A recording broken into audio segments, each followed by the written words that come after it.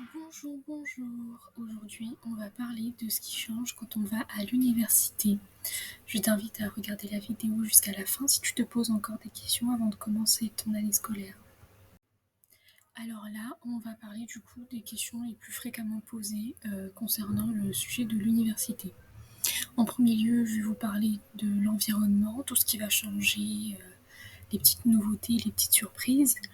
On aura aussi du coup les changements que tu auras par rapport aux cours, aux examens, et enfin je finirai sur des petits tips, des petits conseils que j'aurai à donner personnellement pour que ton cursus se passe pour le mieux. Pourquoi est-ce que j'ai choisi de parler de l'université? Parce que tout simplement c'est un sujet qui fait souvent peur quand on finit le lycée et qu'on se demande ce qu'on va faire après. Bien sûr, il existe d'autres cursus comme aller faire un BTS dans un lycée, aller faire des prépas ou encore plein d'autres, mais l'université, on va dire, c'est l'endroit où je pense qu'il y aura le plus de changements par rapport à tous les cursus scolaires qu'on a connus avant ça.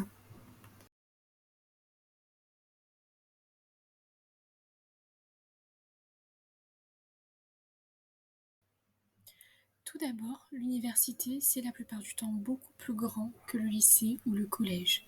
Tu vas y rencontrer beaucoup plus de gens, de professeurs, de personnels qui vont être là pour t'accompagner au mieux durant tout ton parcours. Et c'est aussi un lieu où tu peux passer beaucoup plus de temps que dans d'autres établissements éducatifs, donc beaucoup de services te seront proposés pour que ce parcours se passe pour le mieux. Il faut savoir que la taille de l'université est différente car il y a des bâtiments pour chaque filière qui sont divisés en départements. Les départements sont des grands groupes de différentes filières qui parlent d'un sujet commun comme par exemple les sciences ou la santé. Il y aura aussi des complexes sportifs qui peuvent être beaucoup plus grands et accueillir plus d'élèves si tu tombes sur une grande université.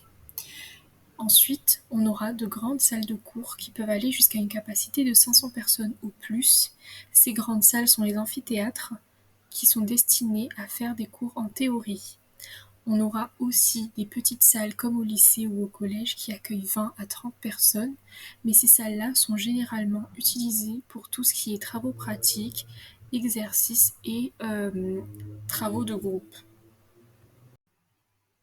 Il y a beaucoup moins d'universités par secteur que de lycées ou de collèges, donc beaucoup plus d'élèves issus de milieux différents y seront rassemblés.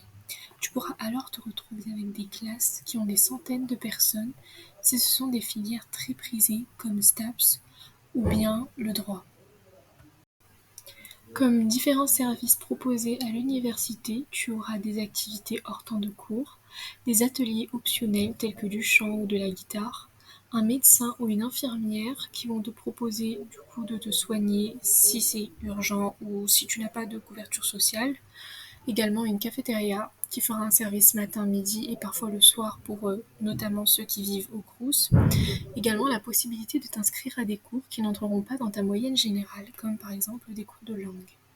N'hésite pas à t'informer sur tous les avantages que t'offre le statut d'étudiant, comme par exemple le bus gratuit à La Réunion, des tarifs réduits dans plusieurs magasins, et également la possibilité de faire un prêt étudiant pour réaliser tes projets ou pour financer tes études. Qu'est-ce qui change au niveau de l'organisation des cours? Il faut savoir que ton planning pourra tout le temps changer, tu devras donc connaître tous tes cours tout seul car tes camarades ne pourront pas toujours avoir les mêmes matières que toi, donc tu pourrais très facilement te perdre. Tu pourrais autant avoir 2 heures de cours dans la journée qu'avoir des plannings très très chargés. Il faut donc savoir travailler par soi-même quand on n'est pas en cours et garder le même rythme de travail que la semaine soit chargée ou pas. Et pour les examens, qu'est-ce qui va changer? En fonction de ta filière, tu auras différentes façons d'être noté. En premier lieu, on aura le contrôle continu qui ne change pas du lycée ou du collège, avec plusieurs petites évaluations tout au long de l'année qui auront un coefficient donné. Ensuite, tu auras les partiels qui seront des gros examens ayant lieu en général à la fin de chaque semestre. Un semestre est différent d'un trimestre parce qu'il va durer 6 mois au lieu de 3 mois. Et enfin, tout ce qui ne va pas changer par rapport au système scolaire d'avant, c'est qu'on a des exposés, des expériences en laboratoire pour ceux qui sont dans des filières scientifiques, des épreuves orales, des devoirs maison, et pour ceux qui font du sport, Ils peuvent également être notés sur les performances sportives. Passons maintenant aux petits tips. Alors tout d'abord, je vais te conseiller de bien gérer ton temps, car ça peut paraître évident et très très répétitif, mais tu peux vite être submergé car le rythme de travail à l'université est très très irrégulier. Tu peux te retrouver certaines semaines à devoir travailler jusqu'à 3h, 4h du matin pour rendre à temps tout ce que tu dois rendre, et d'autres semaines à n'avoir rien à faire. Donc vraiment en fait, il faut bien étaler ses activités et optimiser son temps pour ne pas avoir à justement veiller énormément pour certaines périodes. Ensuite, un autre conseil qu'on répète très très très souvent, entoure-toi bien, car les personnes que tu vas fréquenter, elles vont influencer énormément ton comportement, ta gestion de toute ta vie en fait, et également tes objectifs. Donc les personnes que tu fréquentes doivent refléter tes objectifs sur le long terme et les raisons pour lesquelles du coup tu es à l'université. Ensuite, je te conseillerais de chercher plus loin que le cours que le prof donne, parce qu'un professeur va se contenter du coup de transmettre ce qu'il a mis sur le cours écrit, sur un diaporama.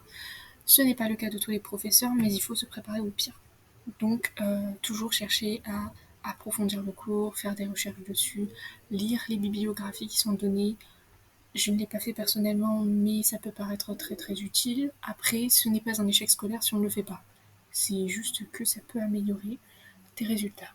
Et enfin, n'hésite pas à t'amuser, parce que le burn-out n'est pas un mythe. Il faut prendre du temps pour soi, prendre du temps pour se libérer l'esprit, et surtout, essayer de chercher des choses qui nous rendent heureux, pour ne pas craquer et tout plaquer du jour au lendemain. Et voilà, la deuxième vidéo de ma chaîne est maintenant terminée. Je te remercie d'avoir regardé jusqu'au bout, et si tu me soutiens, ça m'encouragera à faire bien d'autres vidéos. N'hésite pas à me donner des idées sur ce que tu veux que j'explique pour la prochaine fois.